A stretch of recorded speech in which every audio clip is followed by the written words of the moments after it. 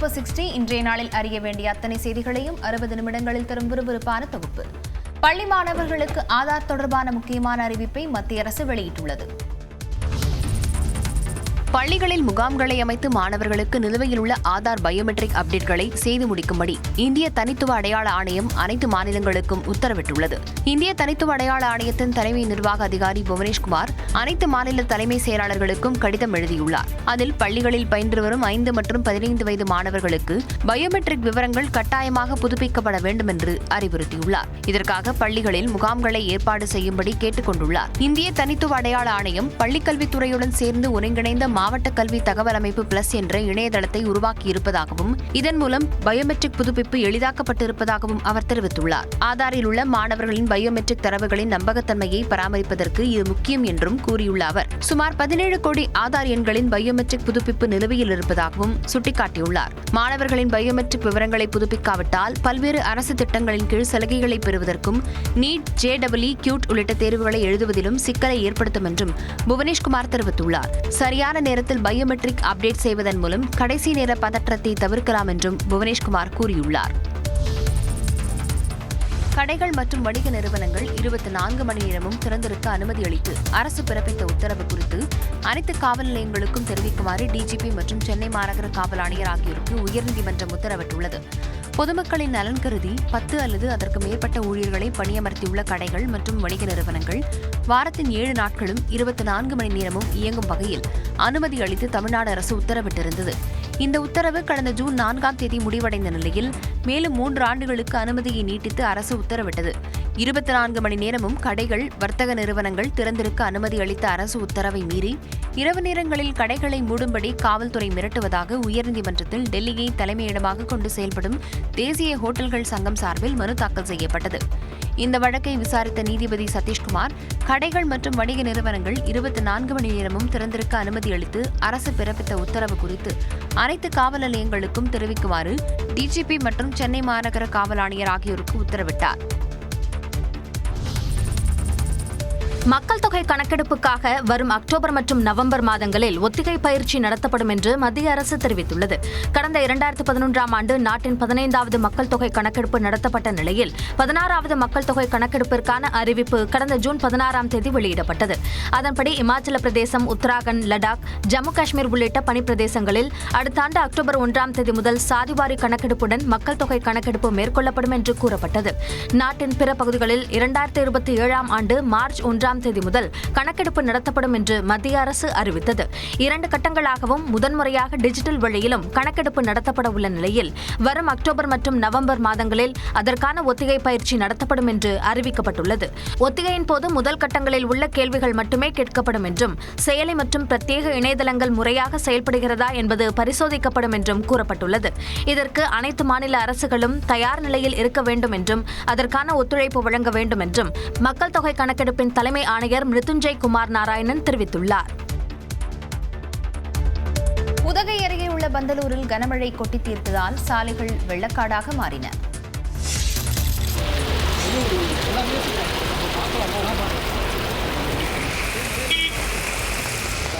நீலகிரி மாவட்டம் பந்தலூரில் வெளுத்து வாங்கிய மழையால் சாலைகள் ஆறு போல மாறிய காட்சிகளே இவை. பந்தலூர் சுற்றுவட்டார பகுதிகளில் வியாழக்கிழமை காலை முதலே அவ்வப்போது சாரல் மழையும் கடும் பனிமூட்டமும் நிலவியது.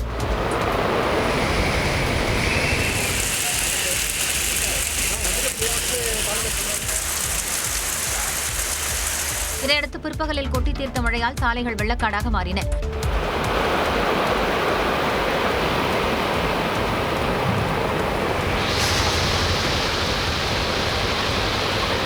மேலும் குடியிருப்பு பகுதிகள் மற்றும் விளைநிலங்களிலும் தண்ணீர் தேங்கியது. இதனிடையே தேவாள அருகே உள்ள வாழவயல் பகுதியில் கனமழையால் மண் சரிவு ஏற்பட்டது. இதில் ஒரு வீடு சேதமடைந்த நிலையில் பெண் ஒருவர் காயங்களுடன் மீட்கப்பட்டார். தருமபுரி மற்றும் அதன் சுற்றுவட்டார பகுதிகளில் 2வது நாளாக மழை பெய்தது.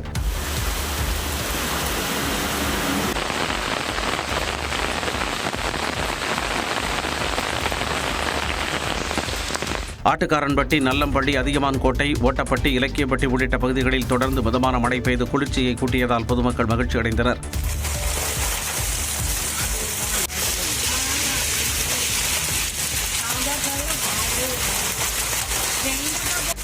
கோவை மாநகரில் காந்திபுரம் 100 அடி சாலை, சிவானந்த காலனி, ரத்னபுரி, ரேஸ்கோஸ், கோபாலபுரம், ராமநாதபுரம் உள்ளிட்ட பகுதிகளில் பரவலாக மழை பெய்தது. புறநகரான மேட்டுப்பாளையம், காரமடை, சிறுமுகை, நரசிம்மநாயக்கன் பாளையம், துடியலூர் உள்ளிட்ட பகுதிகளில் மழையால் குளிர்ச்சியான சூழல் நிலவியது. தெலங்கானா மாநிலத்தில் வெள்ளம் சூழ்ந்த பகுதிகளில் ஹெலிகாப்டர் உதவியுடன் மீட்புப் பணிகள் முடுக்கிவிடப்பட்டுள்ளன. தெலங்கானா மாநிலம் காமாரெட்டி, சித்திப்பேட்டை, ராஜண்ணா, ஸ்ரீசில்லா ஆகிய மாவட்டங்களில் கடந்த 3 நாட்களாக கொட்டித்தீர்த்த மழையால் குடியிருப்பு பகுதிகளில் வெள்ளம் சூழ்ந்துள்ளது. காமாரெட்டி நகர் முழுவதும் வெள்ள நீர் சூழ்ந்துள்ள நிலையில் தாழ்வான பகுதிகளில் வசிக்கும் பொதுமக்கள் வீட்டை விட்டு வெளியில் வர முடியாமல் சிக்கித் தவிக்கின்றனர். இதன் காரணமாக ஹெலிகாப்டர் வரவழைக்கப்பட்டு மீட்புப் பணிகள் நடைபெற்றது.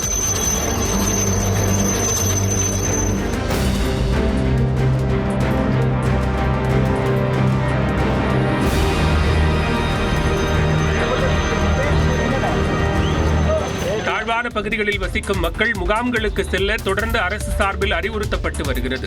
மீட்புப் பணிகளை விரைந்து மேற்கொள்ள வசதியாக மாநில பேரிடர் மேலாண் மீட்புக் குழுவினர், தீயணைப்பு படையினர், வருவாய்த்துறையினர் ஆகியோர் 24 மணி நேரமும் விழிப்புடன் பணியாற்ற வேண்டும் என்று தெலங்கானா அரசு உத்தரவிட்டுள்ளது. ஜம்மு காஷ்மீரில் வேக வெடிப்பு காரணமாக கொட்டி தீர்த்த கனமழையால் கடுமையான சேதம் ஏற்பட்டுள்ளது. கத்ரா பகுதியில் உள்ள வைஷ்ணவா தேவி கோயிலுக்கு செல்லும் வழியில் நிலச்சரிவு ஏற்பட்டது. அதில் சிக்கி உயிரிழந்தோரின் எண்ணிக்கை 41ஆக அதிகரித்த நிலையில் 20க்கும் மேற்பட்டோர் காயங்களுடன் மீட்கப்பட்டனர். இந்நிலையில் நிலச்சரிவு மற்றும் பெருமழை காரணமாக பத்ரவா பகுதியில் ஏராளமான வீடுகள் உருக்குலைந்தன. அப்பகுதியில் இருந்த மக்கள் தற்காலிக பாலம் மூலம் பாதுகாப்பான இடங்களுக்கு அழைத்துச் செல்லப்பட்டனர்.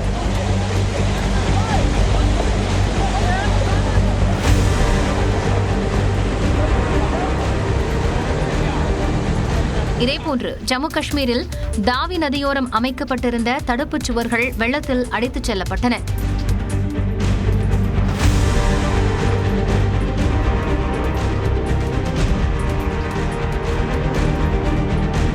பெலிசரணா என்ற இடத்தில் சுமார் 35 வீடுகள் மற்றும் 6 கடைகள் வெள்ளத்தில் அடித்துச் செல்லப்பட்டன. மீட்புப் பணிகள் தொடரும் சூழலில் அப்பகுதி மக்களின் இயல்பு வாழ்க்கை முடங்கியுள்ளது.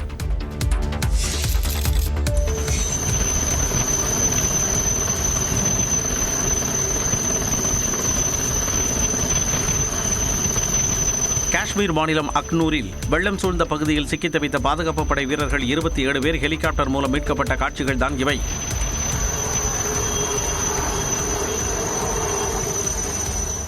இதேபோன்று ஜம்மு பகுதியில் வெள்ளத்தால் பாதிக்கப்பட்ட மக்களை எல்லை பாதுகாப்பு படை வீரர்கள் பாதுகாப்பாக மீட்டனர்.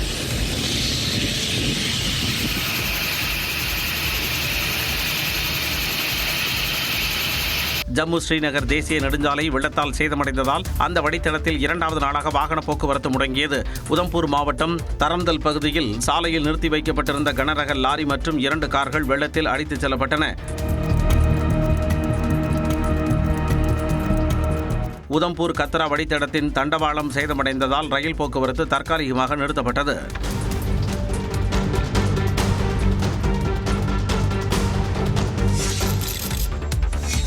ஜம்மு காஷ்மீரில் வெளுத்து வாங்கிய கனமழையால் செனாப் நதியில் நீர் அளவு அபாய கட்டத்தை தாண்டியது. இதனையடுத்து ரியாசி மாவட்டத்தில் உள்ள சலால் அணையில் அனைத்து மதகுகள் வழியாகவும் நீர் வெளியேற்றப்படுகிறது.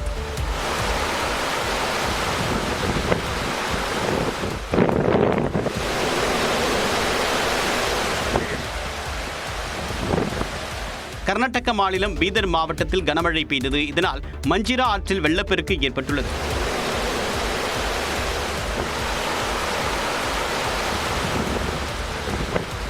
பஞ்சாபில் ஏற்பட்ட வெள்ளப்பெருக்கால் 20க்கும் மேற்பட்ட கிராமங்கள் பாதிக்கப்பட்டுள்ளன. இந்நிலையில் அமிர்தசரஸில் உள்நாட்டில் தயாரிக்கப்பட்ட சிறப்பு வாகனம் மூலமாக வெள்ள மீட்பு பணிகளை ராணுவம் மேற்கொண்டது.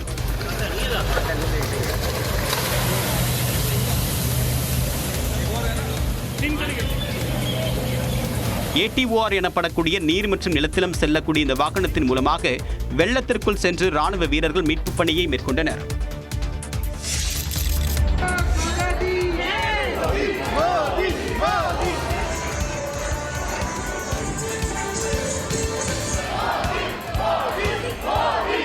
இரண்டு நாள் பயணமாக ஜப்பான் சென்ற பிரதமர் நரேந்திர மோடிக்கு உற்சாக வரவேற்பு அளிக்கப்பட்டது. ஜப்பானின் பிரதமர் ஷிகரு இஷிபா அழைப்பின் பேரில் பிரதமர் மோடி நேற்றிரவு டெல்லியில் இருந்து தனி விமானம் மூலம் ஜப்பான் புறப்பட்டுச் சென்றார்.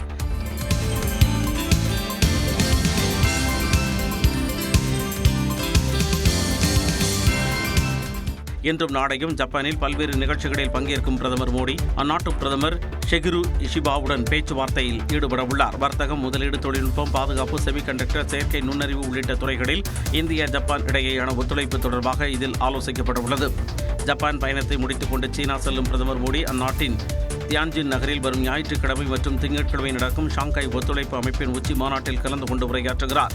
இந்த மாநாட்டிற்கிடையே சீன அதிபர் ஷி ஜின்பிங், ரஷ்ய அதிபர் புட்டின் உள்ளிட்ட பல்வேறு தலைவர்களை சந்தித்து பேச உள்ளார்.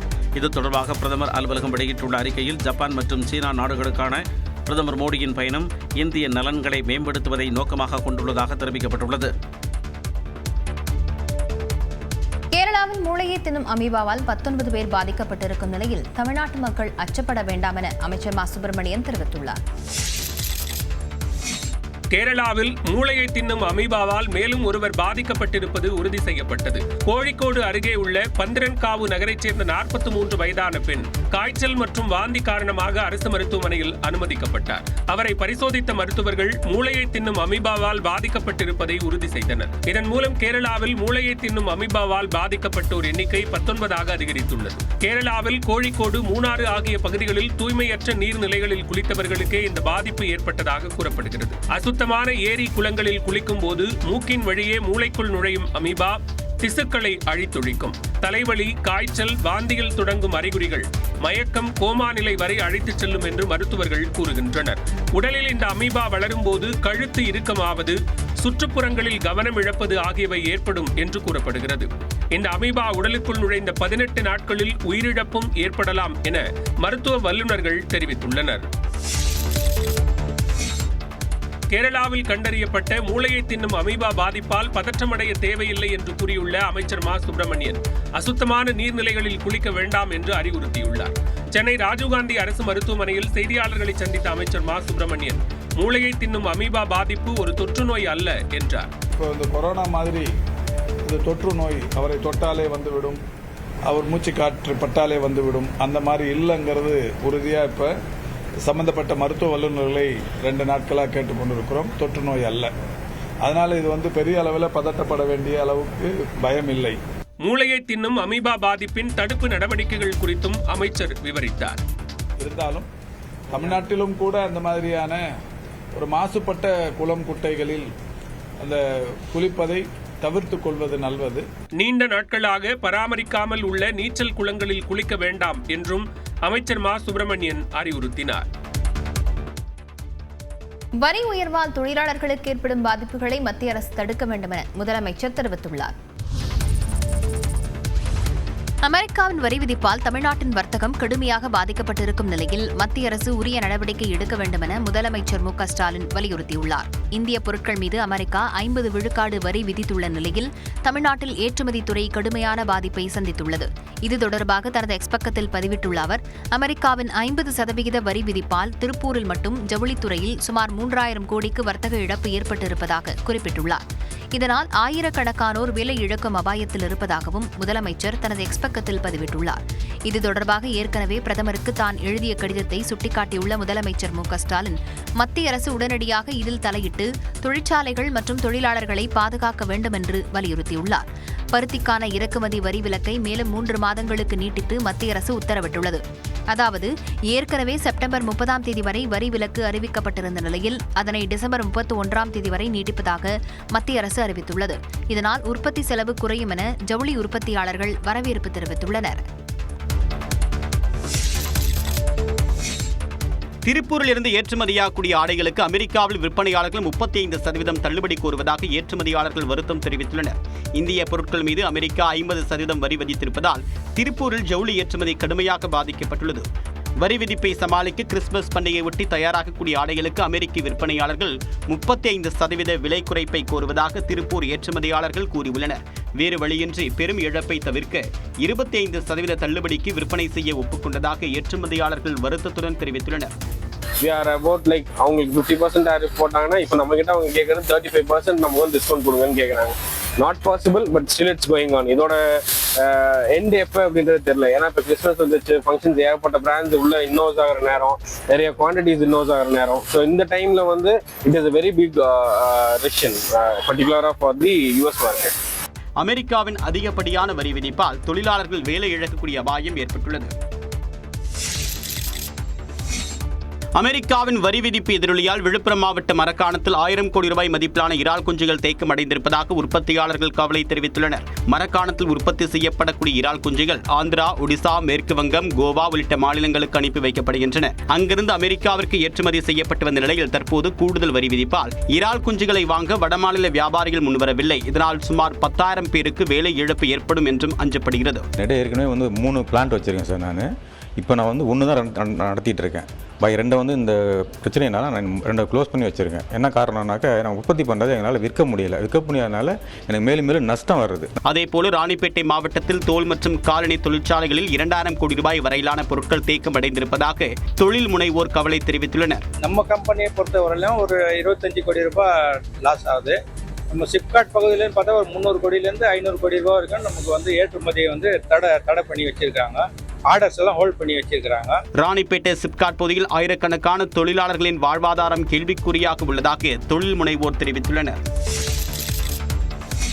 அமெரிக்காவின் வரி உயர்வை எதிர்கொள்ள மத்திய அரசு தயாராக இருப்பதாக பாஜக எம்எல்ஏ வானதி சீனிவாசன் தெரிவித்துள்ளார். பருத்தி இறக்குமதிக்கான 11% வரியை டிசம்பர் மாதம் வரை ரத்து செய்த மத்திய அரசுக்கு நன்றி தெரிவிக்கும் கூட்டம் கோவை பந்தய சாலை பகுதியில் நடைபெற்றது. சைமா எனப்படும் தென்னிந்திய பஞ்சாலைகள் சங்க அலுவலகத்தில் நடைபெற்ற இந்த கூட்டத்தில் சைமா சங்க தலைவர் சுந்தர்ராமன், பருத்தி ஜவுளி ஏற்றுமதி குழு உறுப்பினர் ரவி ஷியாம், பாஜக எம்எல்ஏ வானதி சீனிவாசன் உள்ளிட்டோர் பங்கேற்றனர். செய்தியாளர்களிடம் பேசிய சுந்தர்ராமன், உள்நாட்டு வர்த்தகம் 10% உயர்ந்தாலே பாதிப்பை எதிர்கொள்ள முடியும் என்றார். கவர்மெண்ட் இன்னொரு 40 கண்ட்ரீஸுக்கு டெலிகேஷனை கொண்டு போறாங்க. ஏற்றுமதியை அங்கெல்லாம் பெருக்கிறதுக்காக அமெரிக்கன் கவர்மெண்ட் கூடயும் பேசிட்டு இருக்காங்க. அதோட விளைவுகள் என்ன எங்களுக்கு தெரியாது. ஹோப்ஃபுல்லி ஒரு நல்ல முடிவு வரும்னு நினைக்கிறோம். தொடர்ந்து நியூஸ் 18க்கு பேட்டியளித்த வானதி சீனிவாசன், வரி விதிப்பு என கூறி பயம் காட்டினாலும் வேறு விதங்களில் அழுத்தம் கொடுத்தாலும் இந்தியா பின்வாங்காது என்று கூறினார். ஒரு நாடு ஒரு புதிய வரி விதிப்பு அப்படின்னு வரும்போது அதற்கான சூழலை எதிர்கொள்வது, அந்த சூழலுக்கு தக்கபடி தொழில்துறையினருக்கு உதவி செய்வது என மத்திய அரசாங்கம் விழிப்போடு அதே சமயம் தீவிரத்தோடு செயலாற்றிக் கொண்டிருக்கிறது. விவசாயிகளையும் தொழில்துறையினரையும் பாதுகாக்க மத்திய அரசு தொடர்ந்து நடவடிக்கை எடுத்து வருவதாகவும் வானதி சீனிவாசன் தெரிவித்தார்.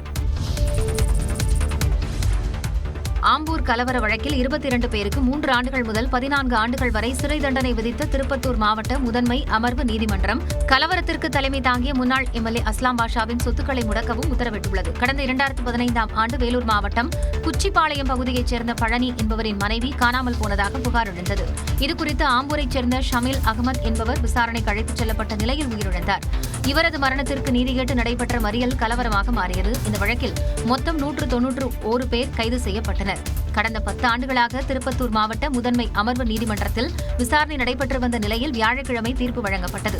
அப்போது கலவரம் தொடர்பான வழக்குகளில் இருந்து 106 பேரை விடுதலை செய்து நீதிபதி மீனாகுமாரி உத்தரவிட்டார். மேலும் கலவரத்திற்கு தலைமை தாங்கியதோடு பொது சொத்துக்களை சேதப்படுத்தியதற்காக முன்னாள் எம்எல்ஏ அஸ்லாம் பாஷாவின் சொத்துக்களை முடக்கவும் நீதிபதி உத்தரவு பிறப்பித்தார். 22 பேருக்கு குற்றங்களுக்கு ஏற்றபடி 3 முதல் 14 ஆண்டுகள் சிறை தண்டனையும் 3000 முதல் 25,000 ரூபாய் வரை அபராதமும் விதிக்கப்பட்டது. அதன்படி முக்கிய குற்றவாளிகள் ஃபைரோஸ் அகமது, இர்ஷாத் அகமது ஆகியோருக்கு அதிகப்படியாக 14 ஆண்டுகள் சிறை தண்டனை விதித்து நீதிபதி உத்தரவிட்டார். பாதிக்கப்பட்ட தலைமை காவலர், பெண் காவலர் ஆகியோருக்கு 10 லட்சம் ரூபாயும், சாட்களுக்கு தலா 1 லட்சம் ரூபாயும் நிவாரணமாக வழங்கவும் அரசுக்கு ஆணையிட்டார். தமிழ்நாடு அரசு பணியாளர் தேர்வாணையம் நடத்திய குரூப் 1 முதல்நிலை தேர்வுக்கான முடிவுகள் வெளியிடப்பட்டுள்ளன. தமிழ்நாடு அரசு பணியாளர் தேர்வாணையம் மூலம் சப் கலெக்டர், டிஎஸ்பி, வணிக வரி உதவி கமிஷனர், ஊரக வளர்ச்சி உதவி இயக்குநர் உட்பட 70 காலி பணியிடங்களை நிரப்ப குரூப் 1 முதல்நிலை தேர்வு கடந்த ஜூன் 15ஆம் தேதி நடைபெற்றது. இந்த தேர்வுக்கு தமிழ்நாடு முழுவதும் மொத்தம் 2,49,296 பேர் விண்ணப்பித்திருந்தனர். இதற்காக மாநிலம் முழுவதும் 44 தேர்வு மையங்கள் அமைக்கப்பட்டு 987 தலைமை கண்காணிப்பாளர்கள் நியமிக்கப்பட்டு தேர்வு நடத்தப்பட்டது. இந்நிலையில் குரூப் 1 முதல்நிலை தேர்வு முடிவுகள் வெளியாகியுள்ளன. முதல்நிலை தேர்வில் தேர்ச்சி அடைந்தவர்களுக்கு வரும் டிசம்பர் மாதம் 1 முதல் 4ஆம் தேதி வரை முதன்மை தேர்வு நடைபெறும் என டிஎன்பிஎஸ்சி தெரிவித்துள்ளது. 2006 சட்டமன்ற தேர்தலில் விஜயகாந்த் தாக்கத்தை ஏற்படுத்தியது போல 2026 தேர்தலில் விஜய் தாக்கத்தை ஏற்படுத்துவார் என அமமுக பொதுச் செயலாளர் டிடிவி தினகரன் தெரிவித்துள்ளார். தஞ்சாவூரில் நடைபெற்ற திருமண நிகழ்வில் அமமுக பொதுச் செயலாளர் டிடிவி தினகரன் கலந்து கொண்டார். இதைத் தொடர்ந்து செய்தியாளர்களிடம் பேசிய அவர், ஜெயலலிதாவின் தொண்டர்கள் ஓரணியில் திரண்டு தேர்தலை சந்தித்தால்தான் வெற்றி பெற முடியும் என்றார். மேலும் வரும் தேர்தலில் விஜய் தாக்கத்தை ஏற்படுத்துவார் என்றும் அவர் கூறினார். இந்த முறை தேர்தலில் எப்படி மறைந்த புரட்சி கலைஞர் விஜயகாந்த் அவர்கள் 2006 தேர்தலின் போது ஒரு இம்பாக்டை கொடுத்தாரோ அது போல கொடுக்கின்ற வாய்ப்பு இருப்பதாக நான் கருதுகிறேன். அது எல்லா கட்சிகளுக்குமே பாதிப்பை உருவாக்கலாம் என்றுதான் நான் சொல்வது யதார்த்தம். அதுக்காக கூட்டணி போறேன், அதனால நான் ஒண்ணு பேசுறேன். நான் எப்ப யதார்த்தத்தை பேசுறவன். ஓ பன்னீர்செல்வத்தை சமாதானம் செய்து மீண்டும் கூட்டணியில் இணைக்க வேண்டும் என்றும் தினகரன் மீண்டும் வலியுறுத்தினார். தமிழ்நாட்டின் சட்டம் ஒழுங்கு டிஜிபி சங்கர் ஜிவால் இன்றுடன் ஓய்வு பெற உள்ள நிலையில் நிர்வாகப் பிரிவு டிஜிபி வெங்கட்ராமன் பொறுப்பு டிஜிபியாக நியமிக்கப்பட வாய்ப்பிருப்பதாக தகவல் வெளியாகியுள்ளது. தமிழ்நாட்டின் சட்டம் ஒழுங்கு டிஜிபி சங்கர் ஜிவால் இன்றுடன் பணி ஓய்வு பெறுகிறார். இதையடுத்து அடுத்த டிஜிபியாக சீமா அகர்வால், ராஜீவ்குமார், சந்தீப் ராய் ரத்தோர், வன்னிய பெருமாள் ஆகியோரின் பெயர்கள் பரிசீலனையில் இருப்பதாக தகவல் வெளியாகியுள்ளது. ஆனால் பரிந்துரை பட்டியலை இதுவரை மத்திய அரசு பணியாளர் தேர்வாணையத்திற்கு தமிழ்நாடு அரசு அனுப்பவில்லை. நிர்வாகப் பிரிவு டிஜிபியாக இருக்கும் வெங்கட்ராமன் பொறுப்பு டிஜிபியாக நியமிக்கப்பட வாய்ப்பிருக்கலாம் என தகவல் வெளியாகியுள்ளது. 1994 பேட்ச் IPS அதிகாரியும் நாகப்பட்டினத்தைச் சேர்ந்தவருமான வெங்கட்ராமன் பல மாவட்டங்களில் எஸ்பியாகவும் CBCID லஞ்ச ஒழிப்புத்துறை DIGயாகவும் பணியாற்றியுள்ளார். தற்போது நிர்வாக பிரிவு டிஜிபியாக இருக்கும் வெங்கட்ராமன் டிசம்பர் மாதம் வரை சட்டம் ஒழுங்கு பொறுப்பு டிஜிபியாக பணியாற்ற வாய்ப்பிருப்பதாக தகவல் வெளியாகியுள்ளது. சட்டம் ஒழுங்கு டிஜிபி சங்கர் ஜிவால் ஓய்வு பெறும் நிலையில் அவருக்கு தீயணைப்புத்துறை ஆணைய தலைவர் பதவி வழங்கப்பட உள்ளது குறிப்பிடத்தக்கது. தமிழ்நாட்டின் பல்வேறு மாவட்டங்களில் விநாயகர் சிலை ஊர்வலம் விமர்சையாக நடைபெற்றது. தேனி மாவட்டம் பொம்மையக்கவுண்டன்பட்டியில் கேரளாவின் புகழ்பெற்ற தெய்யம் நடனத்துடன் விநாயகர் சிலைகள் ஊர்வலமாக கொண்டு செல்லப்பட்டன. செண்டை மேளம் முழங்க முல்லைப் பெரியாற்றில் விநாயகர் சிலைகள் கரைக்கப்பட்டன.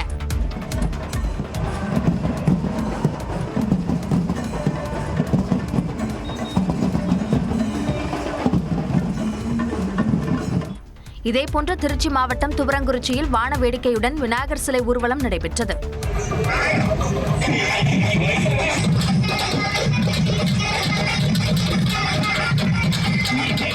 மயிலாடுதுறையில் பல்வேறு கோயில்களில் வைக்கப்பட்டிருந்த 395 விநாயகர் சிலைகள் ஊர்வலமாக கொண்டு செல்லப்பட்டு தரங்கம்பாடியில் உள்ள நீர்நிலைகளில் கரைக்கப்பட்டன.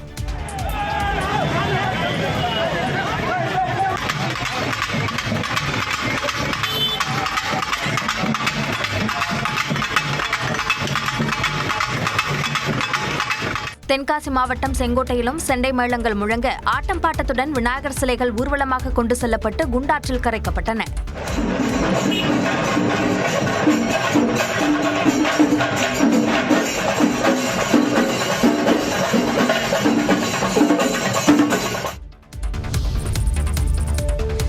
தமிழ்நாட்டில் தற்பொழுது மக்களவைத் தேர்தல் நடந்தால் திமுக உள்ளிட்ட இந்தியா கூட்டணிக்கு வெற்றி கிடைக்கும் என்று இந்தியா டுடே ஆய்வில் கணிக்கப்பட்டுள்ளது. தமிழ்நாட்டில் தற்பொழுது மக்களவைத் தேர்தல் நடந்தால் முடிவுகள் எப்படி இருக்கக்கூடும் என இந்தியா டுடே மற்றும் சிவோட்டர் ஆகியவை இணைந்து மோட் ஆஃப் தி நேஷன் என்ற தலைப்பில் மேற்கொண்ட ஆய்வின் கணிப்புகளை தற்போது வெளியிட்டுள்ளன. இதன்படி தமிழகத்தில் 2024 ஆண்டு மக்களவைத் தேர்தலில் 47% வாக்குகள் பெற்றிருந்த இந்தியா கூட்டணிக்கு பிப்ரவரி மாதத்தில் 52% உயர்ந்திருந்த வாக்கு சதவீதம் தற்பொழுது 48% குறைந்திருப்பதாக கணிக்கப்பட்டுள்ளது. அதே நேரத்தில் 2024 மக்களவைத் தேர்தலில் அதிமுகவும் பாஜகவும் தனித்தனியே களம் கண்டு மொத்தமாக 41% வாக்குகளை பெற்றிருந்த நிலையில் பிப்ரவரியில் அது 21% குறைந்ததாகவும் மீண்டும் கூட்டணி உருவான நிலையில் தற்பொழுது 37% தேசிய ஜனநாயக கூட்டணி வாக்கு சதவிகிதம் அதிகரித்திருப்பதாக ஆய்வில் கணிக்கப்பட்டுள்ளது. 2024 ஆண்டில் 12% இருந்த பிற கட்சிகளின் வாக்கு வங்கி பிப்ரவரியில் 7 சரிந்ததாகவும் தற்பொழுது தாவேகா களமிறங்கிய நிலையில் நாம் தமிழர் உள்ளிட்ட பிற கட்சிகளின் வாக்கு சதவிகிதம் 15% உயர்ந்திருப்பதாகவும் கணிக்கப்பட்டுள்ளது. திமுக கூட்டணிக்கு வாக்குகள் சற்று சரிந்திருந்தாலும் விஜயின் வருகை அவர்களுக்கு உதவிகரமாக இருக்கும் என்றும் இந்த ஆய்வில் கூறப்பட்டுள்ளது. திமுக ஆட்சியின் மீது அதிருப்தியில் இருப்பவர்கள் விஜய்க்கு வாக்களிக்கக்கூடும் என்றும் தெரிவிக்கப்பட்டுள்ளது. மொத்தத்தில் திமுக கூட்டணிக்கு 36 தொகுதிகளிலும் அதிமுக பாஜக கூட்டணிக்கு 3 தொகுதிகளிலும் வெற்றி கிட்டும் என்று ஆய்வில் கணிக்கப்பட்டுள்ளது. கோவையைச் சேர்ந்த இளைஞருக்கும் கனடாவைச் சேர்ந்த இளம்பெண்ணுக்கும் பெற்றோர் சம்மதத்துடன் காதல் திருமணம் பாரம்பரிய முறையில் நடைபெற்றது.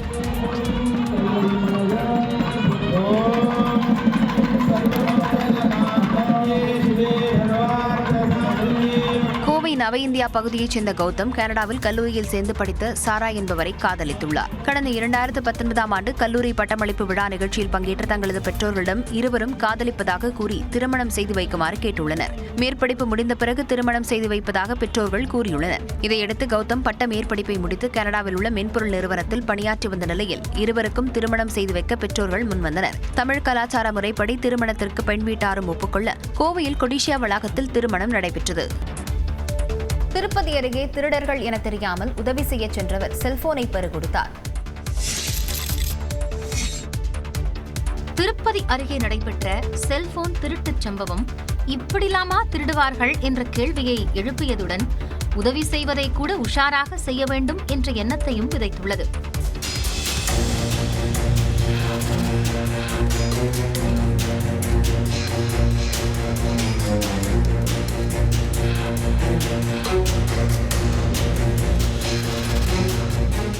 மேல் சட்டை பையில் செல்போனுடன் ஒருவர் நடந்து சென்று கொண்டிருந்ததை கவனித்த திருடன் அந்த வழியாக மோட்டார் சைக்கிளில் செல்வது போல நடித்துள்ளார். செல்போன் வைத்திருந்தவரின் அருகில் சென்றதும் மோட்டார் சைக்கிள் சரிவது போல நடித்து உதவி கேட்டுள்ளார். உடனே அந்த அப்பாவி நபர் ஓடோடி சென்று மோட்டார் சைக்கிள் கீழே விழாமல் உதவி செய்தார். அதே நேரம் திருடனின் கூட்டாளியும் ஓடோடி வந்து உதவுவது போல பாசாங்கு செய்துள்ளார். இந்நிலையில் கண்ணிமைக்கும் நேரத்தில் உதவ வந்த நபரின் சட்டைப்பையில் இருந்த செல்போனை திருடிவிட்டு 2 பேரும் அந்த மோட்டார் சைக்கிளில் தப்பிவிட்டனர். தன்னுடைய செல்போன் காணாமல் போனதை அறிந்த நபர் அருகில் உள்ள காவல் நிலையத்தில் புகார் அளித்தார். இதனைத் தொடர்ந்து அப்பகுதியில் உள்ள சிசிடிவி காட்சிகளை கைப்பற்றி ஆய்வு செய்ததில் செல்போன் திருட்டு போன நவீன நாடகம் வெளிச்சத்திற்கு வந்தது. விசாரணையில் திருட்டில் ஈடுபட்டவர்களில் ஒருவர் சுபாஷ் என்பது தெரியவந்துள்ளது. இதைத் தொடர்ந்து சுபாஷை போலீசார் தீவிரமாக தேடி வருகின்றனர். பாஜகவுடன் எந்த மோதலும் இல்லை என கூறிய RSS தலைவர் மோகன் பகவத் 75 வயதில் ஒருவர் ஓய்வு பெற வேண்டுமென தான் ஒருபோதும் வற்புறுத்தவில்லை என்றார். டெல்லியில் நடைபெற்ற RSS நூற்றாண்டு விழாவில் பேசிய மோகன் பகவத் இந்தியாவில் உள்ள குடும்பங்கள் 3 குழந்தைகளை பெற்றுக்கொள்ள வேண்டுமென அறிவுறுத்தினார். அனைவரின் பிறப்பு விகிதமும் குறைந்து வந்தாலும் இந்துக்களின் பிறப்பு விகிதம் ஏற்கனவே குறைவாக இருப்பதாகவும் தெரிவித்தார். பின்னர் செய்தியாளர்களிடம் பேசிய மோகன் பகவத் பாஜக RSS இடையே கருத்து வேறுபாடு உள்ளதா என்ற கேள்விக்கு பதிலளித்தார். We are having good coordination with every government, not only this one,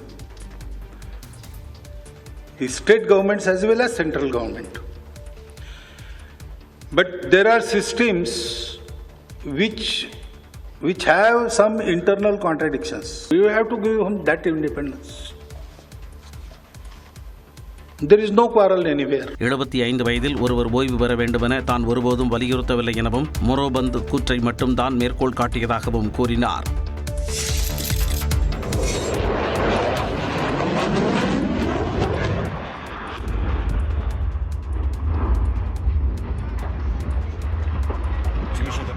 போலந்தில் சாகச நிகழ்ச்சிக்காக ஒத்திகையில் இருந்தபோதுதான் விமானம் இப்படி விபத்துக்குள்ளானது. ராடோமில் நாளையும் நாளை மறுநாளும் விமான சாகச நிகழ்ச்சிக்கு ஏற்பாடு செய்யப்பட்டிருந்தது. அதற்கான ஒத்திகையில் F-16 வகை விமானம் ஒன்று ஈடுபட்டிருந்தது. திடீரென தலைகீழாக வந்த விமானம் தரையில் மோதி தீப்பிடித்து எரிந்தது.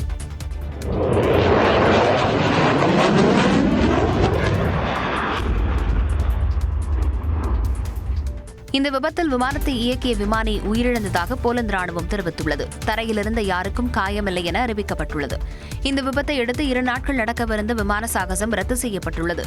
விபத்துக்கான காரணம் குறித்து அதிகாரிகள் விசாரணை நடத்தி வருகின்றனர். சுவிட்சர்லாந்தின் ஜூரிச் நகரில் நடைபெற்ற டைமண்ட் லீக் தொடரில் ஈட்டி எறிதலில் இந்தியாவின் நீரஜ் சோப்ரா வெள்ளிப்பதக்கம் வென்றார்.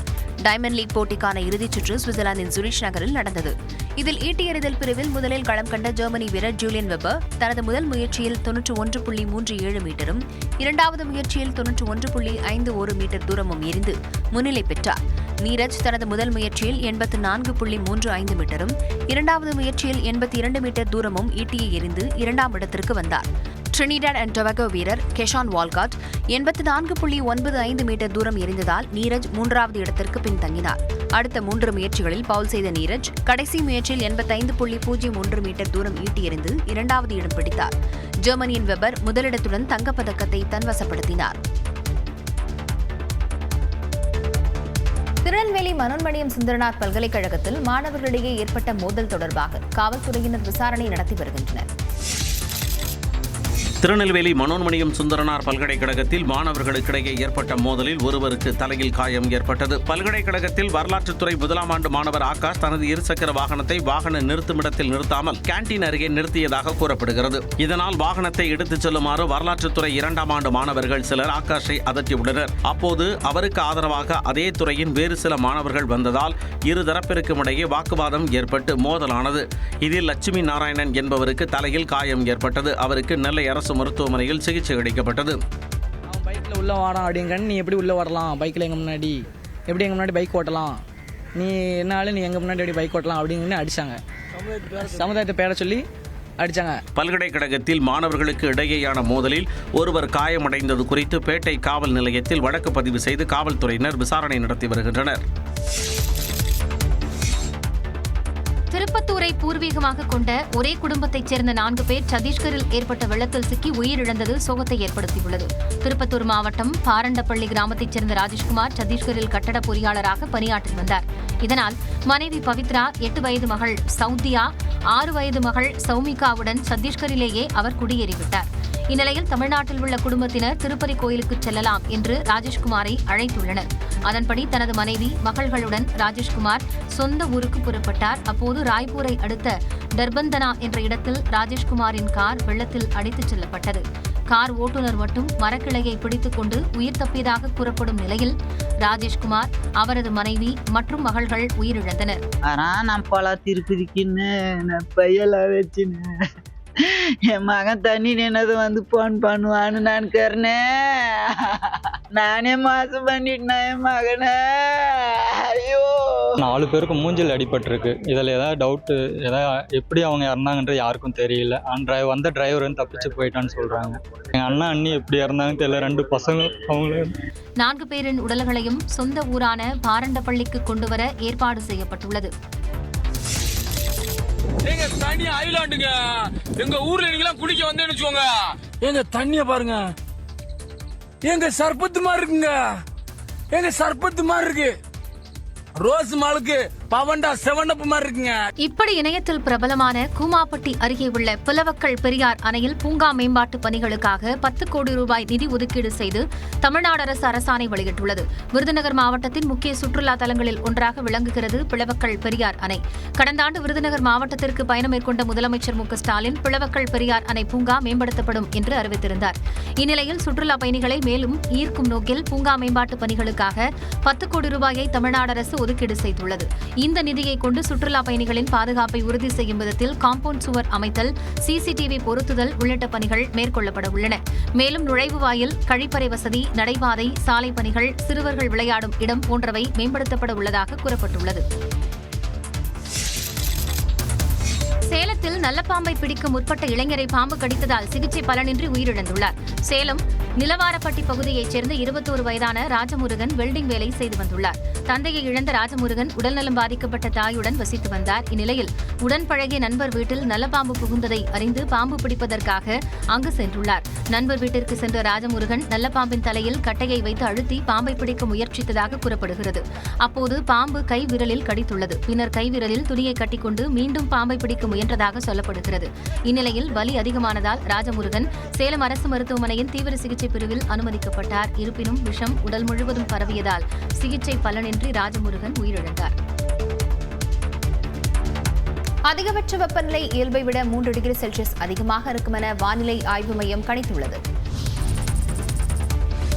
தென்னிந்திய பகுதிகளின் மேல் ஒரு வளிமண்டல மேலடுக்கு சுழற்சி நிலவுவதால் இன்று தமிழ்நாட்டில் ஓரிரு இடங்களிலும் புதுச்சேரி மற்றும் காரைக்காலில் லேசானது முதல் மிதமான மழை பெய்யக்கூடும் என்று சென்னை வானிலை ஆய்வு மையம் தெரிவித்துள்ளது. தொடர்ந்து செப்டம்பர் 3ஆம் தேதி வரை இதே நிலை தொடரும் என்றும் அதிகபட்ச வெப்பநிலை இயல்பை விட 3 டிகிரி செல்சியஸ் அதிகமாக இருக்கக்கூடும் என்றும் கணிக்கப்பட்டுள்ளது. சென்னை மற்றும் புறநகர் பகுதிகளில் இன்று வானம் ஓரளவு மேகமூட்டத்துடன் காணப்படும் என்றும் ஒரு சில பகுதிகளில் லேசான மழை பெய்ய வாய்ப்புள்ள போதும் அதிகபட்ச வெப்பநிலை 35 டிகிரி செல்சியஸை ஒட்டி இருக்கக்கூடும் என்றும் தெரிவிக்கப்பட்டுள்ளது. தென் தமிழக கடலோர பகுதிகள், மன்னார் வளைகுடா, குமரி கடல், வடக்கு தெற்கு ஆந்திரா கடலோரம், வங்கக்கடல் பகுதிகளில், மத்திய மேற்கு அரபிக்கடல் பகுதிகளில் சூறாவளி காற்று வீசக்கூடும் என்று மீனவர்களுக்கு அறிவுறுத்தப்பட்டுள்ளது. சென்னை நந்தம்பாக்கம் வர்த்தக மையத்தில் கட்டுமான இயந்திர வர்த்தக கண்காட்சி மற்றும் நெடுஞ்சாலைத்துறை ஒப்பந்ததாரர்கள் கூட்டமைப்பின் 2வது மாநில மாநாட்டை துணை முதலமைச்சர் உதயநிதி ஸ்டாலின் தொடங்கி வைத்தார்.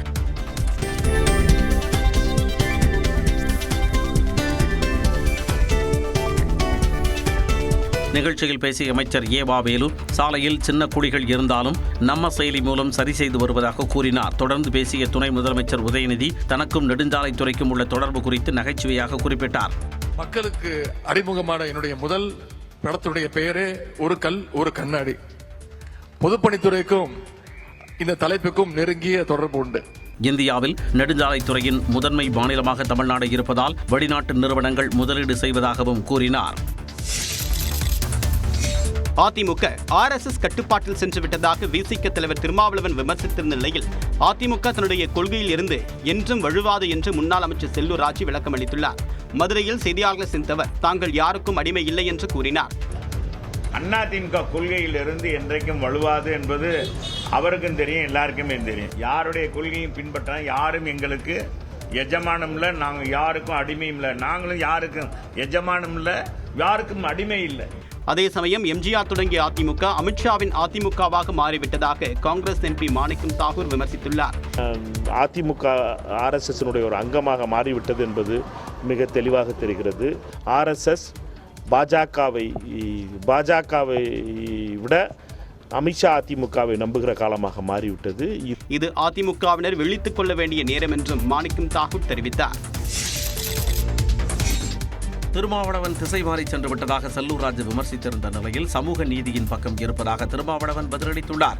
சென்னை அசோக் நகரில் உள்ள விடுதலை சிறுத்தைகள் கட்சியின் தலைமை அலுவலகத்தில் கொலைகளம் எனும் ஆவணப்படத்தை விசிக தலைவர் திருமாவளவன் வெளியிட்டார். தொடர்ந்து செய்தியாளர்களிடம் பேசிய அவர் RSS உள்ளிட்ட சங் பரிவார் அமைப்புகளை எடப்பாடி பழனிசாமி ரத்தின கம்பளம் விரித்து வரவேற்பதாக விமர்சித்தார். தலைவர் எடப்பாடி பழனிசாமி போன்றவர்கள் RSS உள்ளிட்ட சங் பரிவார் அமைப்புகளுக்கு ரத்தின கம்பளம் விரித்து வரவேற்பு கொடுப்பது அதிர்ச்சி அளிக்கிறது. அந்த துணிச்சலில் தான் அதிமுகவை RSS வழிநடத்தினால் என்ன தவறு என்று கேள்வி எழுப்பக்கூடிய நிலையும் உருவாகி இருக்கிறது. இது அதிமுகவின் நிலை எவ்வளவு பரிதாபகரமாக இருக்கிறது என்பதை உணர்த்தக்கூடியதாக இருக்கிறது.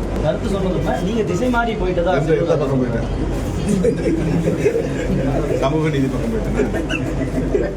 அதிமுக திராவிட இயக்கம் என்ற அடிப்படையில் தான் கருத்துக்களை முன்வைப்பதாகவும் திருமாவளவன் கூறினார். மேலும் விஜய் பேச்சிலும் செயலிலும் RSS சாயல் இருப்பதாக பாஜக நம்புவதாக கூறிய திருமாவளவன் அவர் எச்சரிக்கையோடு இருக்க வேண்டும் என அறிவுறுத்தினார்.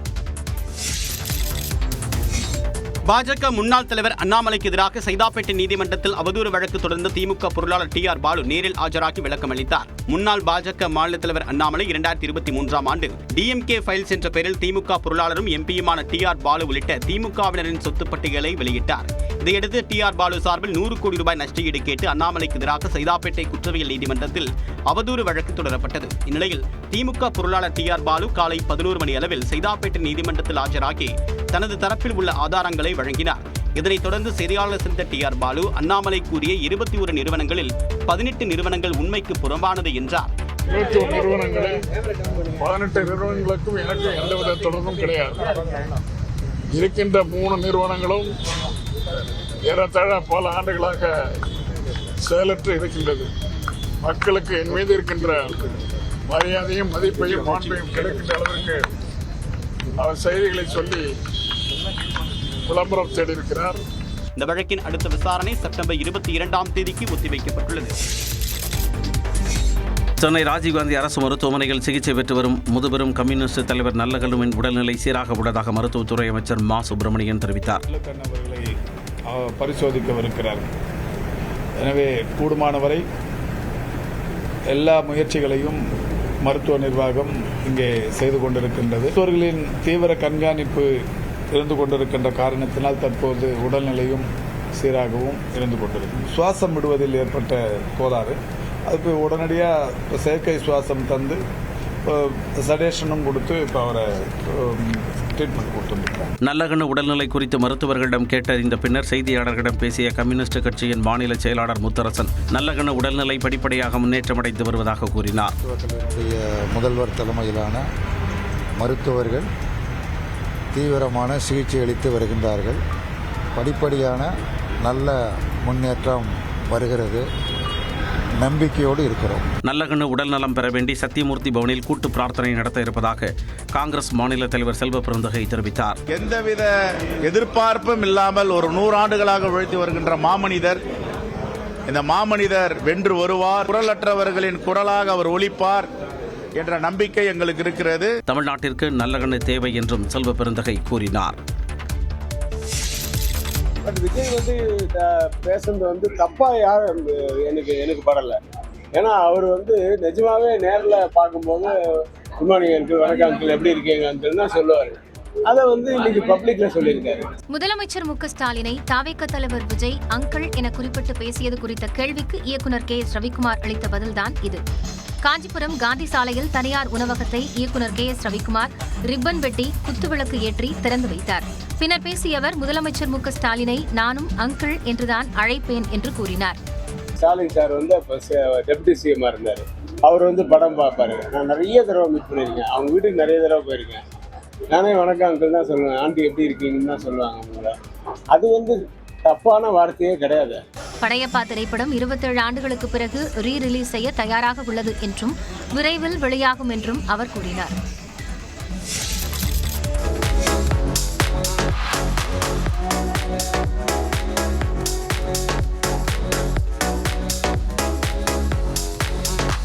திண்டுக்கல்லில் 12வது புத்தக திருவிழா பாரம்பரிய கலை நிகழ்ச்சிகளுடன் கோலாகலமாக தொடங்கியது.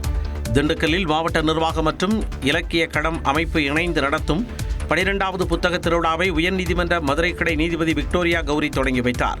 நேற்று தொடங்கிய புத்தக திருவிழா செப்டம்பர் 7ஆம் தேதி வரை நடைபெறவுள்ளது. இதற்காக 126 அரங்குகளில் வரலாற்று சிறப்புமிக்க கவிதைகள், கட்டுரைகள், சிறுகதைகள், நாவல்கள் உள்ளிட்ட பிரிவுகளில் ஏராளமான நூல்கள் விற்பனைக்காக வைக்கப்பட்டுள்ளன. இந்த ஆண்டு கிட்டத்தட்ட 1 லட்சம் மாணவ கண்மணிகள், குறிப்பாக பள்ளி மாணவர்கள், அரசு கல்லூரி, அரசு பள்ளி மாணவர்கள் இந்த நிகழ்ச்சிக்கு, இந்த புத்தக கண்காட்சிக்கு வருகை தர இருப்பதாக மாவட்ட ஆட்சியாளர் சொன்னார். அது மிகச்சிறந்த ஏற்பாடு என்று நான் பார்க்கிறேன். திண்டுக்கல் நகரத்தில் உள்ள மாணவர்கள், பெற்றோர்கள், வாசிப்பாளர்கள் அனைவரையும் கவரக்கூடிய விதத்தில் நாங்கள் பிரச்சாரம் செய்திருக்கின்றோம். நிச்சயமாக இந்த புத்தக திருவிழா முத்தாய்ப்பாக, நமது முயற்சிகளுக்கு முத்தாய்ப்பாக அமையும் என்ற நம்பிக்கை இருக்கின்றது. அரங்கின் முகப்பில் பிரமிப்பூட்டும் வகையில் மெகா புத்தக வடிவம் அமைக்கப்பட்டுள்ளது. இதில் தலைவர்களின் படங்கள் மற்றும் பொன்மொழிகள் காட்சிப்படுத்தப்பட்டிருப்பது வாசகர்களை வெகுவாக கவர்ந்து வருகிறது. புதுச்சேரியில் டிஜிட்டல் அரெஸ்ட் என இணைய வழியில் மிரட்டி 9,69,000 ரூபாய் பறித்த முன்னாள் வங்கி ஊழியர் கைது செய்யப்பட்டார். வீடியோ காலில் வந்த அழைப்பில் பேசிய நபர் போதைப் பொருள் கடத்தலில் தொடர்பு இருப்பதாக புகார்தாரரை மிரட்டி அவர் கூறிய வங்கிக் கணக்கிற்கு பணத்தை பெற்றுள்ளார். இது தொடர்பான புகாரில் விசாரணை நடத்திய சைபர் கிரைம் காவல்துறையினர் வங்கிக் கணக்கின் விவரங்களை சேகரித்து தெலங்கானாவில் பதுங்கியிருந்த சங்கரராவ் என்பவரை கைது செய்து சிறையில் அடைத்தனர். டிஜிட்டல் அரெஸ்ட் என்பது மோசடி வேலை என்பதால் இதுபோன்ற அழைப்புகளை பொதுமக்கள் நம்ப வேண்டாம் என்று காவல் கண்காணிப்பாளர் நித்யா அறிவுறுத்தியுள்ளார். டிஜிட்டல் அரெஸ்ட்னு சொல்லி யாராவது சொல்றாங்க, இல்ல நீங்க இந்த இடத்தை விட்டு நகரக்கூடாது, பணத்தை ஃபுல்லா டிரான்ஸ்ஃபர் பண்ணதுக்கு அப்புறம் தான் நீங்க நகரணும் அப்படின்னா அது எல்லாமே போய் நீங்க உடனே எங்களுக்கு 1930 கால் பண்ணி நீங்க சொல்லிட்டீங்க அப்படின்னா நாங்க அதை ஃபர்தரா நாங்க இன்வெஸ்டிகேட் பண்ணுவோம். தெரிந்தவர்களுக்கு வங்கி கணக்கு, சிம் கார்டு பெற்றுக் கொடுப்பதும் மோசடிக்கு வழிவகுக்கலாம் என்றும் அவர் கூறினார். தாவேகா மாநாட்டில் பவுன்சர்களால் தூக்கி வீசப்பட்ட நபர் தான் என இளைஞர் சரத்குமார் தெரிவித்துள்ளார். மதுரை தாவேகா மாநாட்டில் விஜய் ரேம்பாக் சென்றபோது பவுன்சர்கள் தூக்கி வீசியதில் பாதிக்கப்பட்டதாக பெரம்பலூர் மாவட்டம் பெரியமாபாளையம் கிராமத்தைச் சேர்ந்த சரத்குமார் என்பவர் புகார் அளித்திருந்தார். இதன் பேரில் விஜய் மற்றும் பவுன்சர்கள் 10 பேர் மீது வழக்கு பதிவு செய்யப்பட்டது. இவ்வழக்கு மதுரைக்கு மாற்றப்பட்டதை அடுத்து சரத்குமார் மற்றும் அவரது தாயார் புகார் தொடர்பான ஆவணங்களை மதுரை மாவட்ட காவல் கண்காணிப்பாளரிடம் நேரில் வழங்கினர். தொடர்ந்து செய்தியாளர்களிடம் பேசிய அவர்கள் வழக்கை வாபஸ் பெற கோரி மிரட்டல் வருவதாக கூறினர். உனக்கு யாரடா போய் கம்ப்ளைண்ட் கொடுக்க சொன்னது அப்படின்னு சொன்னாங்க. அது உனக்கு தேவையில்ல விஷயம், நான் என்ன ஃபேஸ் பண்ணிக்கிறேன், ஃபஸ்ட்டு ஃபோனை வச்சுருங்க அப்படின்னு கட் பண்ணிட்டேன். நான் வீழ்ந்தது என் பையன் தான் சார், பாதிக்கப்பட்டது நாங்கள் ஏன் சார் இவ்வளோ தூரம் வரோம்? எங்களுக்கு பின்னாடி யாருமே தூண்டுதலும் கிடையாது, எங்களுக்கு ஆதரவும் கிடையாது. எந்த கட்சியுமே சரிதான். என் புள்ள வீழ்ந்து போச்சு, சரத்குமார் தான் வீழ்ந்தது. அவங்களுடைய அம்மா தான் நான். அந்த பையன் பேட்டி கொடுக்குறான்னா அந்த பையன் என் புள்ள கிடையாது, நானும் அவங்க அம்மா கிடையாது. இதுதான் சார் உண்மை. பவுன்சர்கள் தூக்கி வீசியது தன்னைத்தான் என விழுப்புரத்தைச் சேர்ந்த அஜய் என்பவர் தெரிவித்திருந்த நிலையில் அதை மறுத்து மாநாட்டில் கலந்து கொண்டதற்கான புகைப்படத்தை சரத்குமார் வெளிப்படுத்தினார்.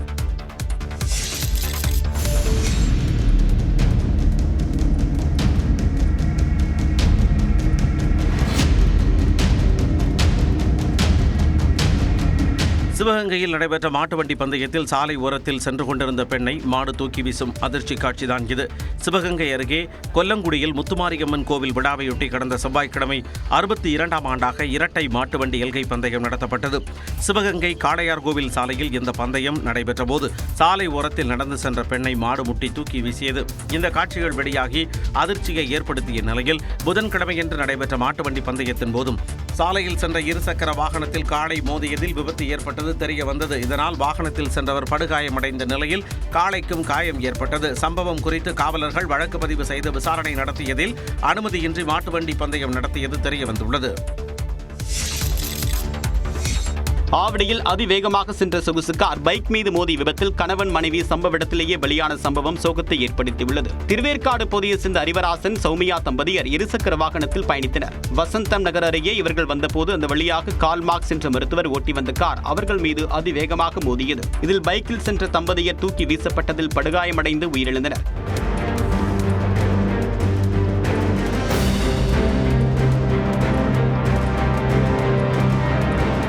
காரை ஓட்டி வந்த மருத்துவருக்கு திடீர் என்று வலிப்பு வந்ததாகவும் அதனால் கட்டுப்பாட்டை இழந்ததே விபத்திற்கு காரணம் என்றும் கூறப்படக்கூடிய நிலையில் விசாரணை நடைபெற்று வருகிறது. விபத்தில் காயமடைந்த மருத்துவர் மருத்துவமனையில் அனுமதிக்கப்பட்டுள்ளார்.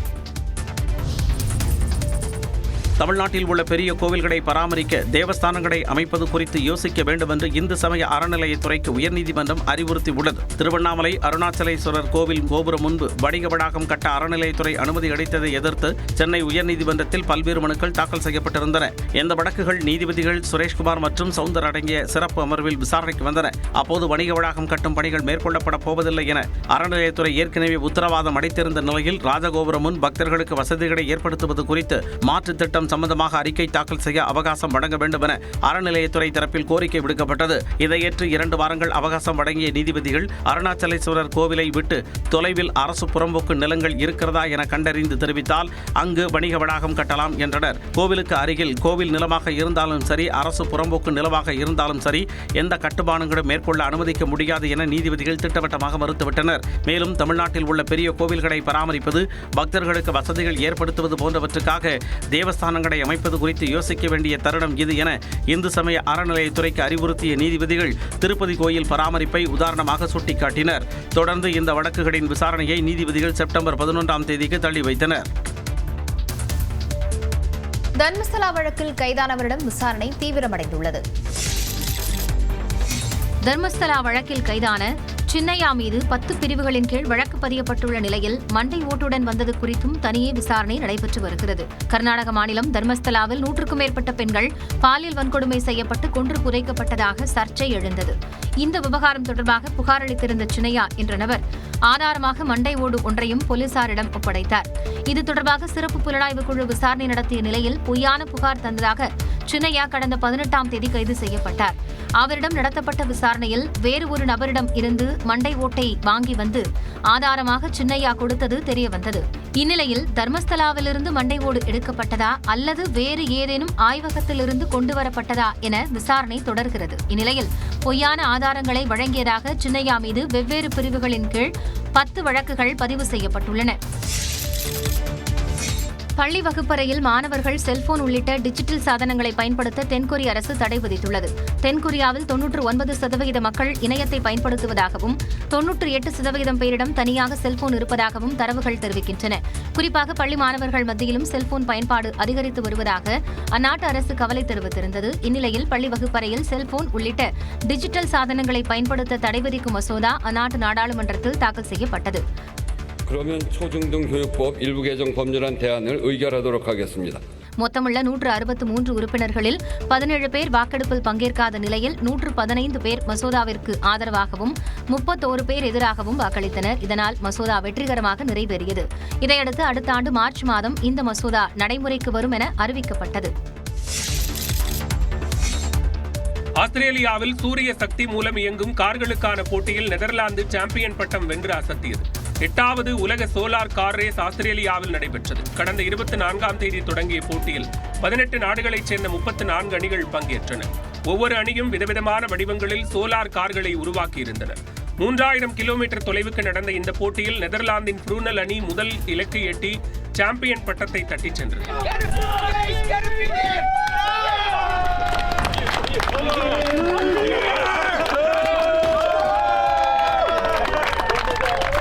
2019ஆம் ஆண்டு 260 கிலோமீட்டரிலேயே இந்த அணியின் கார் தீப்பற்றி எரிந்தது.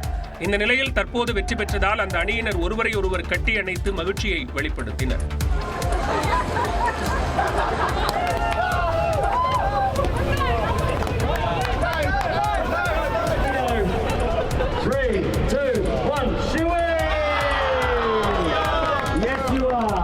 ஒரு நிமிட வித்தியாசத்தில் பட்டத்தை தவறவிட்ட ட்வெண்டே என்ற டச்சு அணி 2வது இடம் பிடித்தது. ஆந்திராவில் கருக்கலைப்பு செய்ததால் உடல்நலம் பாதிக்கப்பட்டு திருவள்ளூர் அரசு மருத்துவக் கல்லூரி மருத்துவமனையில் அனுமதிக்கப்பட்ட 17 வயது சிறுமி சிகிச்சை பலனின்றி உயிரிழந்த நிலையில் 2 கைது செய்யப்பட்டனர். திருவள்ளூர் மாவட்டம் பள்ளிப்பட்டு வட்டத்தைச் சேர்ந்த கூலி தொழிலாளியின் 17 வயது மகள் நர்சிங் படித்து வந்தார். இவரும் உறவினரான 17 வயது சிறுவனும் வீட்டை விட்டு கடந்த சில மாதங்களுக்கு முன்பு வெளியேறினர். சிறுமியை காணவில்லை என பெற்றோர் கொடுத்த புகாரின் பேரில் பொதட்டூர்பேட்டை போலீசார் 17 வயது சிறுவன் மீது போக்சோ வழக்கு பதிந்து விசாரணை மேற்கொண்டு வந்தனர். இருவரையும் சிறுவன் வீட்டார் கண்டுபிடித்த நிலையில் 5 மாத கர்ப்பிணியாக இருந்த சிறுமிக்கு ஆந்திர மாநிலம் பன்னூரில் உள்ள தனியார் மருத்துவமனையில் கருக்கலைப்பு செய்ததாக கூறப்படுகிறது. பின்னர் சொந்த ஊர் அழைத்து வரப்பட்ட சிறுமிக்கு உடல்நலம் பாதிக்கப்பட்டதால் திருவள்ளூர் அரசு மருத்துவமனையில் அனுமதிக்கப்பட்டதாக சொல்லப்படுகிறது. 14 நாட்கள் மருத்துவ கண்காணிப்பில் இருந்த அவர் சிகிச்சை பலனின்றி உயிரிழந்தார். இந்த நிலையில் சிறுமிக்கு கருக்கலைப்பு செய்த ஆந்திர மாநிலத்தைச் சேர்ந்த செவிலியர் வைலட் கனி, ஹரிபாபு ஆகியோர் கைது செய்யப்பட்டனர். இந்த நிலையில் சிறுவனையும் அவரது பெற்றோரையும் காவல்துறையினர் தேடி வருகின்றனர். ஆம்ஸ்ட்ராங் கொலை வழக்கை சிபிஐக்கு மாற்றக் கோரி அவரது மனைவி பொற்கொடி தாக்கல் செய்த வழக்கை தற்போது விசாரிக்க முடியாது என சென்னை உயர்நீதிமன்றம் தெரிவித்துள்ளது. பகுஜன் சமாஜ் கட்சி தமிழக தலைவர் ஆம்ஸ்ட்ராங் 2024ஆம் ஆண்டு ஜூலை 5ஆம் தேதி கொலை செய்யப்பட்டார். இந்த வழக்கில் இதுவரை 27 பேர் கைது செய்யப்பட்டு சிறையில் அடைக்கப்பட்டுள்ளனர். இந்த வழக்கு சென்னை முதன்மை அமர்வு நீதிமன்றத்தில் விசாரணையில் உள்ளது. இந்த வழக்கின் விசாரணையை சிபிஐக்கு மாற்றக் கோரி ஆம்ஸ்ட்ராங்கின் சகோதரர் கீனோஸ் ஆம்ஸ்ட்ராங் தாக்கல் செய்த மனு மீதான தீர்ப்பு தள்ளி வைக்கப்பட்டுள்ள நிலையில் ஆம்ஸ்ட்ராங்கின் மனைவி பொற்கொடியும் வழக்கை சிபிஐக்கு மாற்றக் கோரி புதிய மனு தாக்கல் செய்திருந்தார். இந்த மனு நீதிபதி சதீஷ்குமார் முன்பு விசாரணைக்கு வந்தபோது காவல்துறை முறையாக விசாரணை நடத்தாததால் வழக்கை சிபிஐக்கு மாற்ற வேண்டும் என மனுதாரர் தரப்பில் வாதிடப்பட்டது. அப்போது இதே கோரிக்கையுடன் ஆம்ஸ்ட்ராங் சகோதரர் தொடர்ந்த வழக்கில் தீர்ப்பு தள்ளி வைக்கப்பட்டுள்ளது நீதிபதியின் கவனத்திற்கு கொண்டு வரப்பட்டது. இதனையடுத்து கீனோஸ் ஆம்ஸ்ட்ராங் வழக்கில் தீர்ப்பு வரும் வரை இந்த மனுவை விசாரிக்க முடியாது என தெரிவித்த நீதிபதி வழக்கை செப்டம்பர் 25ஆம் தேதிக்கு ஒத்திவைத்தார்.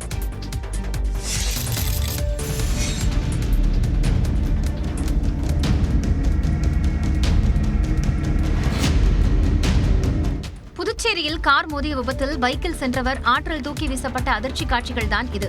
நோனாங்குப்பம் பாலத்தில் ஓவர்டேக் செய்ய முயன்ற கார் எதிரே வந்த பைக்கில் மோதி விபத்திற்குள்ளானது. அப்போது பைக்கில் வந்தவர் ஆற்றுக்குள் தூக்கி வீசப்பட்டார்.